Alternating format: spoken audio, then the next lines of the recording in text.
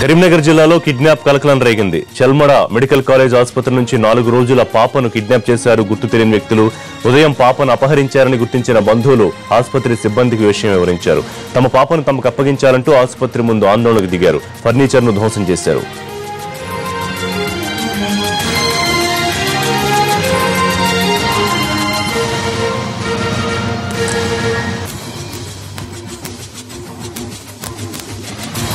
కరీంనగర్ జిల్లాలో కిడ్నాప్ కలకలం రేగింది. చెల్మడ మెడికల్ కాలేజ్ ఆసుపత్రి నుంచి 4 రోజుల పాపను కిడ్నాప్ చేశారు గుర్తు తెలియని వ్యక్తులు.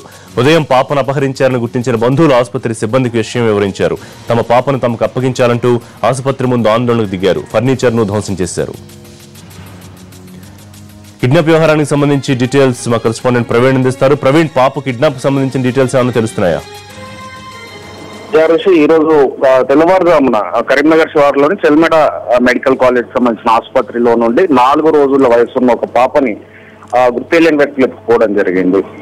ఈ విషయాన్ని గమనించిన ఆ పాపకు సంబంధించిన బంధువులు ఆసుపత్రి లోపల ఆందోళనకు దిగడం జరిగింది. తమ పాప ఆచూకీ చెప్పాలంటూ అక్కడ ఉన్న ఫర్నిచర్ ని కూడా వారు ధ్వంసం చేయడం జరిగింది. అయితే 4 రోజుల క్రితం ఈ చామనపల్లి గ్రామానికి చెందిన రమ్య ప్రవీణ్ దంపతులకు సంబంధించిన పాప ఈమె.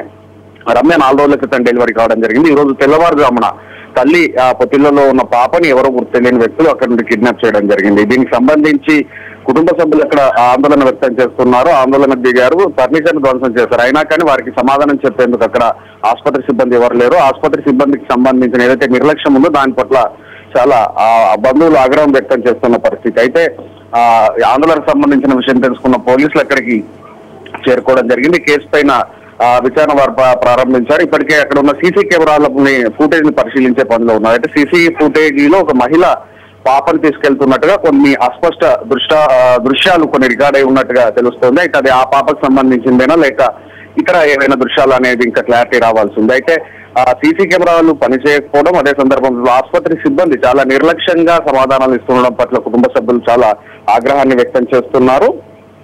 తమ పాపను ఎట్టి పరిస్థితుల లోపల తమకు అప్పగించాల్సిందని వారు పూర్తిగా అక్కడ ఆందోళన చేస్తూ ఆసుపత్రి ముందు ఆసుపత్రి సిబ్బందితో వాగ్వాదానికి దిగడం జరిగింది. అయితే పోలీసులు కుటుంబ సభ్యుల ఫిర్యాదు మేరకు కేసులు నమోదు చేసుకోవడం జరిగింది. పాప ఆచూకీని కనుక్కునేందుకు ముఖ్యంగా సీసీ ఫుటేజ్ లో ఏమైనా ఎక్కడైనా అనుమానాస్పదంగా వ్యక్తులు కానీ మహిళలు కానీ ఎవరైనా ఉన్నారా, పాపను తీసుకెళ్తున్నట్టుగా ఏదైతే అస్పష్ట దృశ్యాలు ఉన్నాయో ఆ కోణం లోపల వారి యొక్క విచారణ కొనసాగుతోంది. ప్రత్యేకంగా 2 బృందాలను కూడా ఏర్పాటు చేయడం జరిగింది. కరీంనగర్ జిల్లా దాటి పోయే మార్గాల లోపల ముఖ్యంగా ఈ యొక్క గాలింపు అనేది చేపట్టడం జరిగింది.